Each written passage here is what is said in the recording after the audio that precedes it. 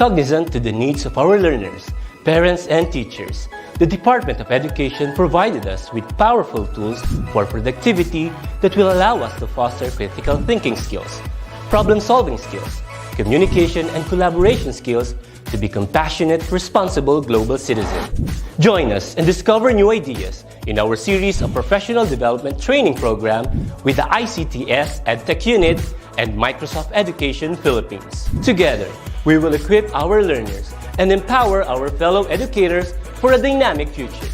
Para sa bata, para sa bayan, at para sa guro. Sulong Edukalidad.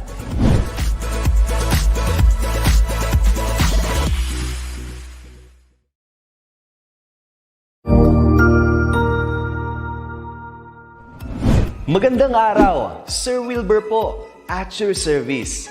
Narito ang ETUlay upang gabayan ka sa inyong pag-aaral upang lubos na maunawaan ang iba't ibang paksa o subject. Ang ETUlay ay isang free online tutorial class na pinangungunahan ng ICTS Educational Technology Unit sa pamumuno ni Undersecretary Elaine Del P. Pascua. Ang programang ito ay hindi lamang para sa mga bata, kundi ito rin ay magsisilbing gabay sa mga magulang at mga guro kung paano nila ituturo o gagabayan sa bawat asignatura ang kanilang mga anak o mga estudyante.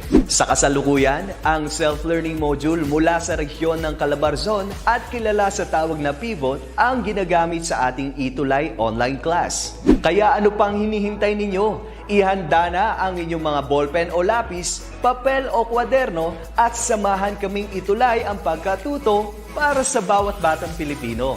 Sama-sama tayong magtutulungan para malampasan ang mga hamon sa panahong ito. Halina't matuto kasama ang inyong online tutor sa oras na ito.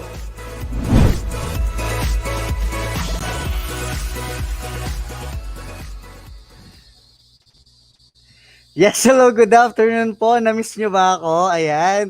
Suking-suki tayo ng Masalino Day Friday ngayong araw na ito. No? So welcome again sa ating DepEd online tutorial ang ETUlay. Kasama of course ang yung tutor of Hill para sa quarters 4, week 7 ng Mathematics 10. Ayan. At bago ang lahat wag po nating kalimutan na i-like at i-share ang ating Facebook page, ang DepEd Philippines, DepEd TV, DepEd Tayo at DepEd Edtech Unit. Huwag din pong kalimutan na mag-subscribe sa ating official YouTube channel, ang DepEd TV Official, DepEd Philippines at Educational Technology Unit.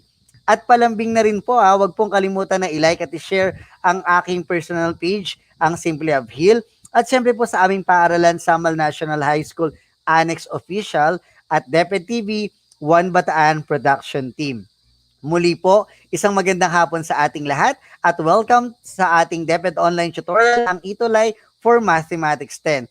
Magandang hapon, Joshua Pasyon, nakasama ko na yata sa lahat ng grade level. Maraming salamat At Gabriel Kerubin, magandang hapon din. Ganun din kay Maria Concepcion Diastan from Bedbed National High School, Mankayan District, SDO Benguet. At syempre rin sabi ni, batiin natin ang ating Doc Tutor RJ Calagwas na mula pa sa Magalang, Pampanga. Maraming salamat sa pagtutok, Doc. Yan. Okay, so tuloy-tuloy lamang tayo ulit at batiin lang na sila Lynn Ancheta nga pala from Kidapawan City Division, FSMES. Magandang hapon din po sa inyo. Okay, so magsimula tayo ng ating pag-aaral for this afternoon. Sabi ko nga kanina, we are on the quarter 4, week 7, last 2 weeks to go, mag-written learners. Next week ay magkakaalaman na kung talaga bang go kayo para matuto at go na kayo for our senior high school, di ba? Sana naman nakatulong ng mabuti ang DepEd online tutorial para siguradong makausad tayo ng maayos sa ating mga pag-aaral. So para sa ating Mathematics 10, ang ating pag-aaralan ay tungkol pa rin sa solving problems involving measures of position. Ito lamang ay pagpapatuloy ng ating pinag-aralan noong nakaraang linggo kung saan pinag-aralan naman natin ang quartile at decile for group data. Ngayon naman, ang pag-aaralan natin ay tungkol sa percentile for the group data. Okay, tuloy natin. Acknowledgement lang sa Schools Division of Bataan at LRMDS Bataan para sa module na ating ginagamit para maging reference sa ating DepEd online tutorial para sa ating Mathematics 10. Maraming salamat po sa inyong pagpayag na gamitin po ito. Yes, hello, good afternoon din, Santos. Mutok, Gio, hello po, good afternoon. Okay, paano nga ba ang ating layunin? Same pa rin po, makapag-solve ng mga problems involving measures of position. So, let's have a review. Ang ating formula para sa quartile for group data is Q sub K is equal to LB plus the quantity Kn over 4 minus CFB divided by FQ sub K times I. Paano basahin to? LB is the lower boundary, N is the total frequency, CFB is the cumulative frequency before the Q sub K class, FB or FQ sub K is the frequency of the Q sub K class, I is the size of class interval, and K is the N quartile, wherein N is equal to 1, 2, and 3 because we're talking about the quartile. Annyeonghaseyo, Tutor Jessica. Ayan. So, pag binasa natin ng formula, this will be the quartile is equal to the lower boundary plus the quantity of the quartile times the total frequency over 4 minus the cumulative frequency before the Q sub K class over the frequency of the Q sub K class times the class interval. Ayan. Tutor Avil, nalito naman ako kung paano basahin. Okay lang yon. Ang pinakamahalaga ay tandaan mabuti kung paano susulat ang formula and at the same time kung paano magsasubstitute ng mga given sa formula para siguradong matututunan natin at masusundan natin ang pagsosolve nito. Pwede ba yon? Okay, very good. Now, let us have another review. Last week din, pinag-aralan natin ang formula ng deciles for the group data. Deciles are those values that divide the total frequency into 10 equal parts. The formula will be D sub K is equal to LB plus the quantity K sub N or K times N over 10 minus CFB over FQ sub K times I. Where, paano ulit basahin?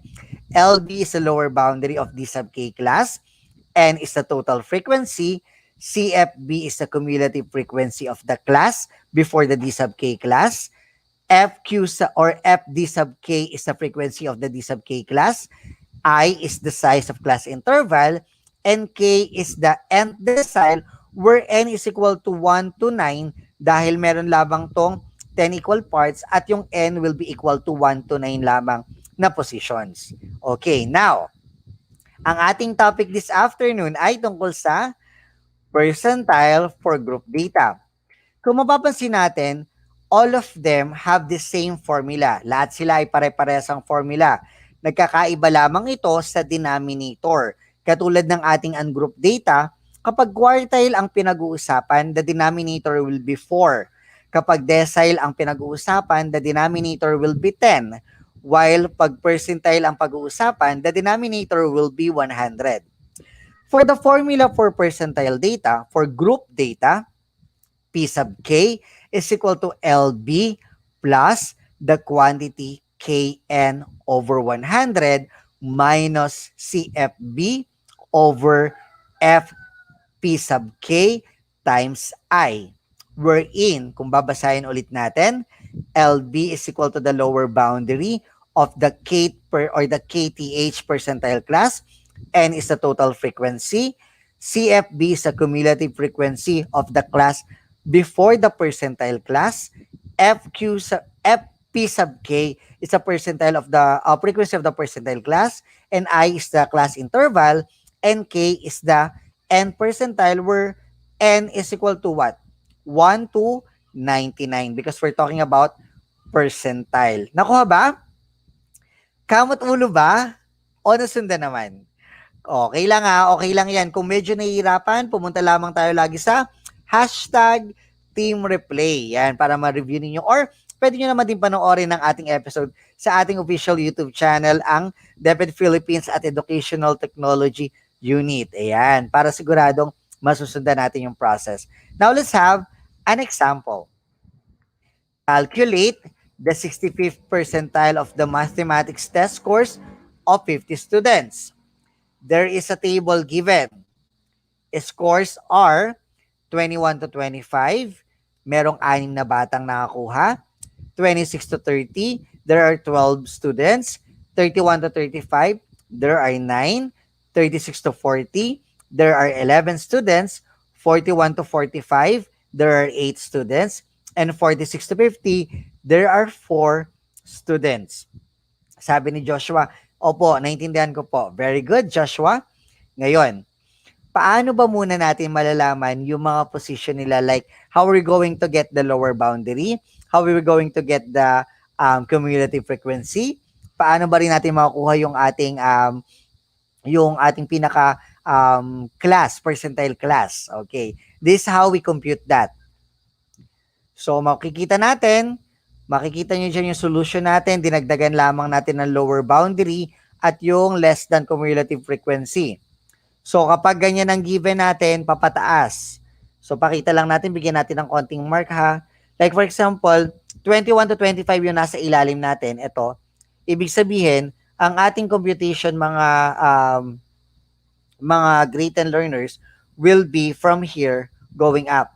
Mula sa 6, sa frequency ng 6, papunta sa taas. So, 6 plus 12, nakuha yung 18.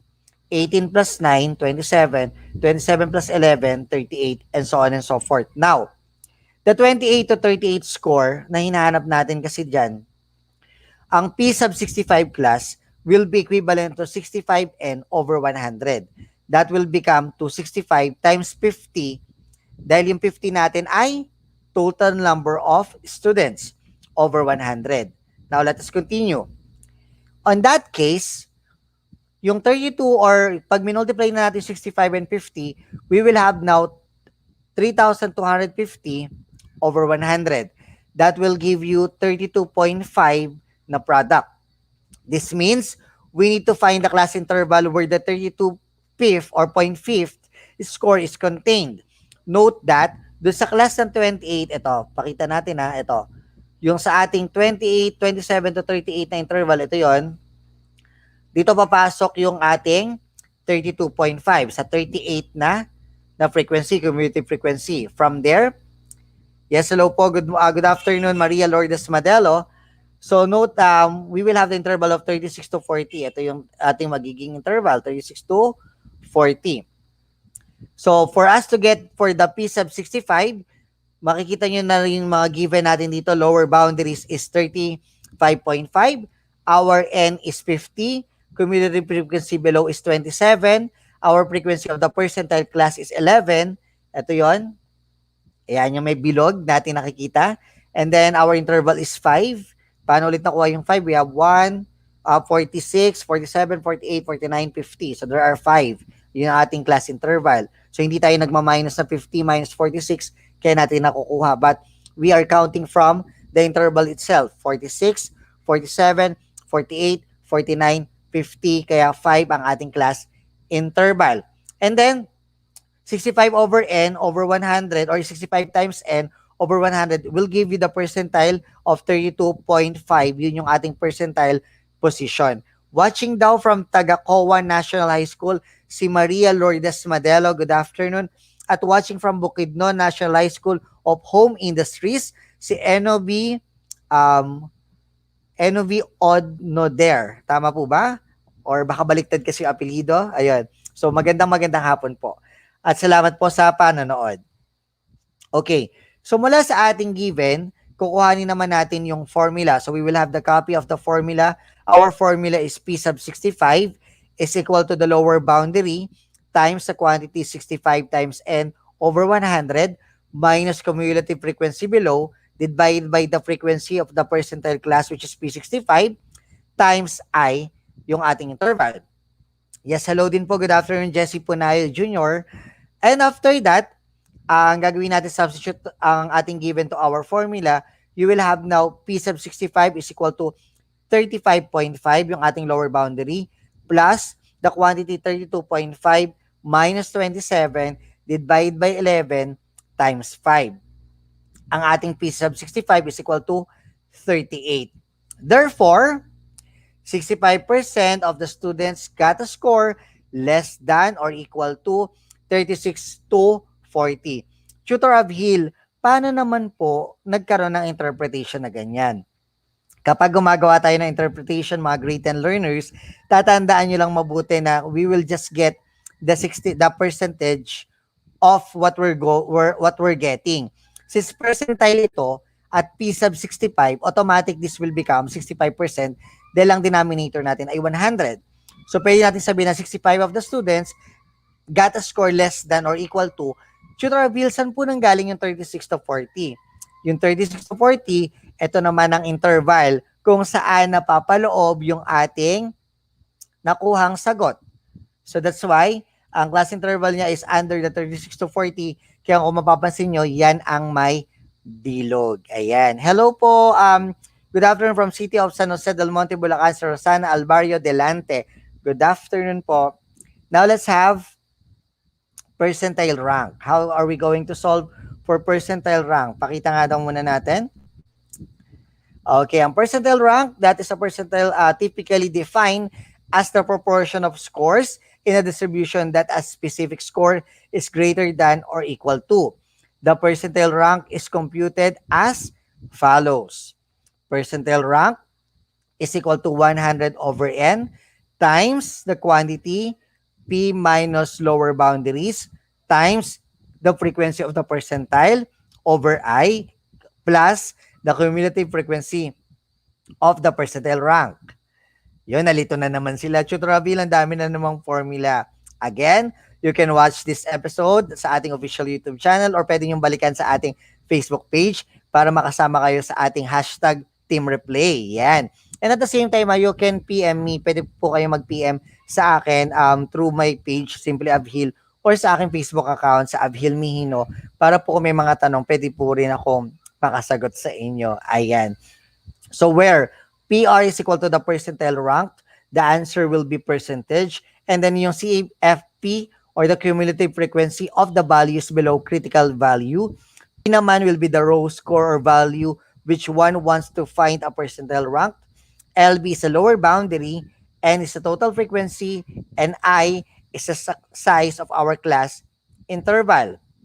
Now, let's have an example. Assume that a researcher wanted to know the percentage of consultants who made 5,400 pesos or more per day. Wow, ang taas naman ng sahod. It's 5,400 pesos per day. Yan. So now we have three columns. Consultant fees in peso, number of consultants, and cumulative frequency. Under the consultant fees in peso, we have 1,600 to 2,799, 2,800 to 3,999, 4,000 to 5,199, 5,200 to 6,399, 6,400 to 7,599. The number of consultants are as follows: 15, 26, 19, 36, and 24. Cumulative frequency, starting from adding 15, ito muna tayo, 15 plus 26, magiging sagot ay 41. 41 plus 19, magiging sagot ay 60. 60 plus 36, the answer will become 96, and 96 plus 24, the answer will become 120. Therefore, our N is equal to 120, which is the total number of frequency. Can you follow? Nasundan ba? Okay, very good. Now, let us continue. To solve for this, the solution will be like this one. 5,400 is within 5,200 to 6,399. Na kung mapapansin niyo, given na kasi yung hinahanap natin. Ang hinahanap lang is yung percentile rank ng given. Okay. Lower boundary will be 5,199.5. Kung uulitin natin, nakukuha ang ating lower boundary by subtracting 0.5 dun sa ating lower limit or sa ating lower class interval, and then adding 0.5 para naman sa ating higher boundary or parang high boundary dun sa ating higher limit. Yon. And then N is equal to 120, the total number of frequency, Then the percentile, or what we call the value of the percentile is 5,400, which is sabi ko nga already given. Ang cumulative frequency naman of the percentile, kung makikita nyo saan ba yung class ng 5,600, 5,200 to 6,399 ay 60. And then the frequency of the percentile is 36. And then we have the interval of 1,200. Now, sabi ko nga kanina, di ba mga great and learners, ang pinakamahalaga dito is how are you going to substitute the value of the given to the formula. Hindi naman masyadong mahalaga na kabisado natin ang formula. Kasi ang formula, pwede naman niyang tandaan or pwede naman niyang isulat. And then at the same time, yan kasi ay knowledge. Samantalang yung pinaka-process o yung skill, yun ang dapat na matutunan natin dahil kapag hindi tayo marunong mag-substitute, basically, mahihirapan na rin tayong mag-solve hanggang sa makuha natin ang final answer. Or possibly, meron tayong makuha sagot pero mali. Kaya dapat matutunan natin ang tamang pag-substitute. Now, as I was saying, substitution will be the next step for us to solve for the given. We substitute the given to our formula. We will have now P, or the percentile of the percentile ranked, is equal to 100 over N times the quantity P minus lower boundary times the frequency of the percentile class over I, or the interval, plus the cumulative frequency of the percentile class. Substituting the given to our formula, we will have now 100 over 120 times the quantity 5,400 minus 5,199.5 times 36 over 1,200 plus 60. If you have calculator at home, pwede nyo nang isolve para ma-check natin kung tama bang 55.01 ang ating percentile ranked. At dahil ang given natin ay 55 or ang ating final answer ay 55.01, that will be approximately 55. So since pinag-uusapan natin ay percentile rank, therefore, the answer will become 55%. Ayan.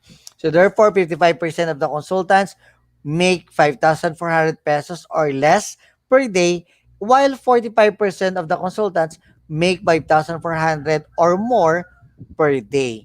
Tutor of Hill, saan naman po nakuha ang 45% sa interpretation? Simple, may minus lang natin or sinubtract lang natin ang 55% from 100%. So basically, we will have 100 minus 55. That will give you 45%.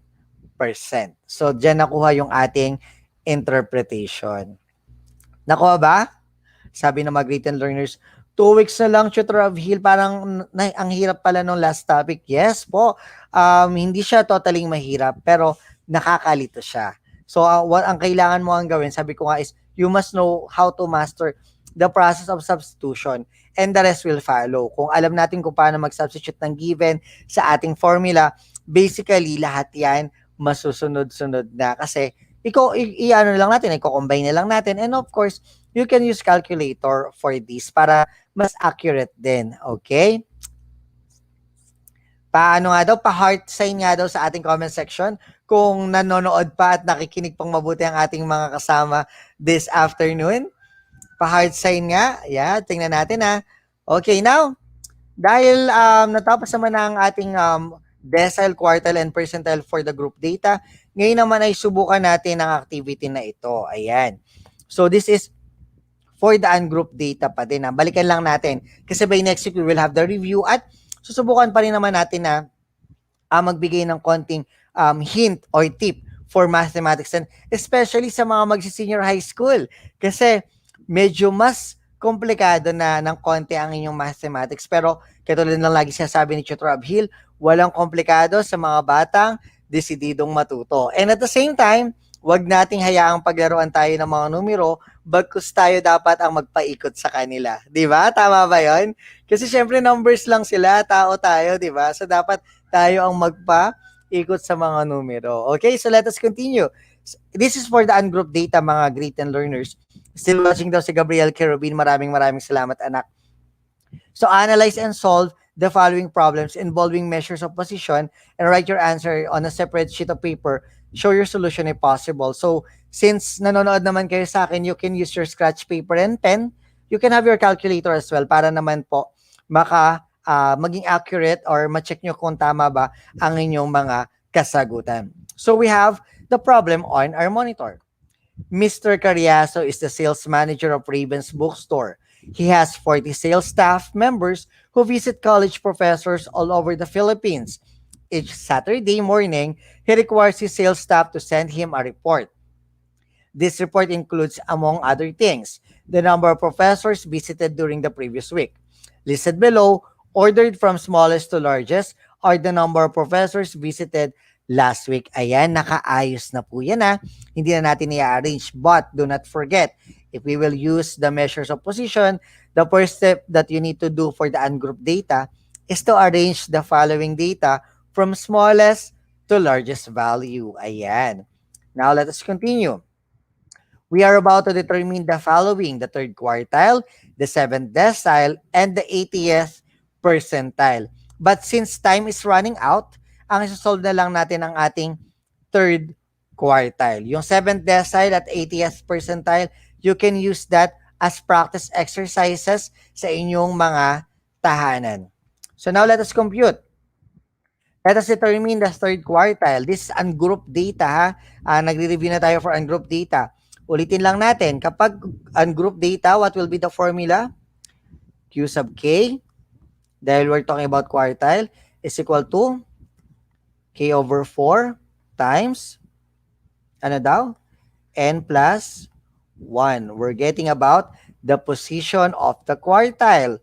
The given are, kung kinukuha natin ng Q sub 3, what are the given? Medyo naglaro na naman si Tutor Abil ng Q sub 3. What will be the given? This is unknown. So therefore, K is equal to 3. At ang value ng N natin will be, how many data do we have? Ilan ba ang ating data dyan? Bilangin nga natin. We have 1, 2, 3, 4, 5, 6, 7, 8, 9, 10, 11, 12, 13. Times 3, that's 39. Plus 140. So therefore, our answer is 40. There are 40 number of data. Now let us try to substitute. We will have Q sub K is equal to 3 over 4 times 40 plus 1. Constant natin yung 1. Constant natin denominator 4. We will have now Q sub K is equal to 3 over 4 times 40 plus 1. Next, simplify daw using the GEMDAS rule. Unahin natin yung nasa parenthesis. We will have now 3 over 4 times 41. Saan nakuha yung 41? 40 plus 1. Very good. So, you can use your calculator to compute for this. That is Q sub 3. And what will be the answer? Sige, sabayan ko kayo dahil sumasabay ako sa inyong pagsosolve, sa ating pagsosolve. Try daw natin. Let's have, what will be the answer here? We have 3 divides 4, that is 0.75 times 41. The answer will be 30.75. Ayan. Nakuha ba ang inyong mga sagot? Did you get the same answer as Tutor Avhil? Tama ba ang sagot na nakuha ninyo katulad na nakuha ni Tutor Avhil? That is 30.75. Ayan. Ngayon, we will use what? Linear interpolation method for this one para makuha natin sakto yung data. Pwede ba? Okay, now, sabi natin ang ating Q sub 3. Q sub 3 is equal to 30.75. Ibig sabihin, ang ating position will be from 30 to 31. So, in between, bilangin natin ulit we have how many? We have 1, 2, 3. Check natin 1, 2, 3, 4, 5, 6, 7, 8, 9, 10, 11, 12, 13. 14, 15, 16, 17, 18, 19, 20, 21, 22, 23, 24, 25, 26, 27, 28, 29, 30, and 31. The answer is in between 66 and 66, di ba? So that is between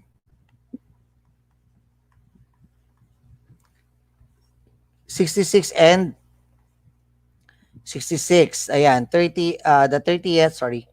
It should be the 30th position, and the 31st position. Yung 30th number natin is 66 and the 31st number natin is 66 pa din. So therefore, it is in between 66. Using the linear interpolation method, anong una natin gagawin? Paano nga ba nakukuha ulit to? Yung value ng Q sub 3? We subtract muna, di ba? The higher value and the lower value. That is higher value minus lower value times natin saan natin ito times? Sa decimal part, tama ba? Times sa decimal part. And then, saan natin i-add?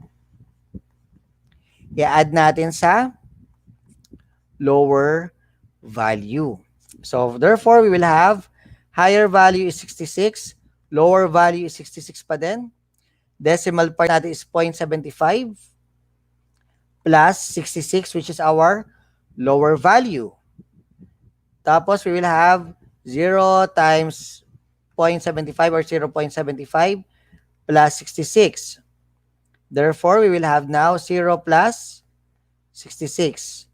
So, magiging sagot natin, Q sub 3 value is 66. Nakuha bang sagot? Did you get the same answer?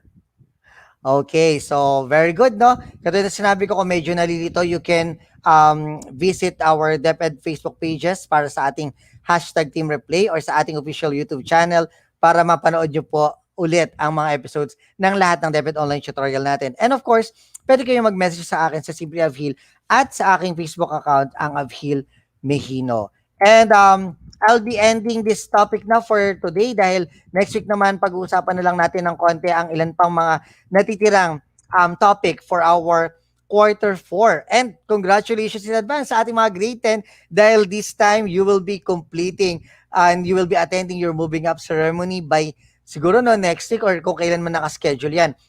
Pero advance congratulations and good luck and God bless para sa inyong senior high school.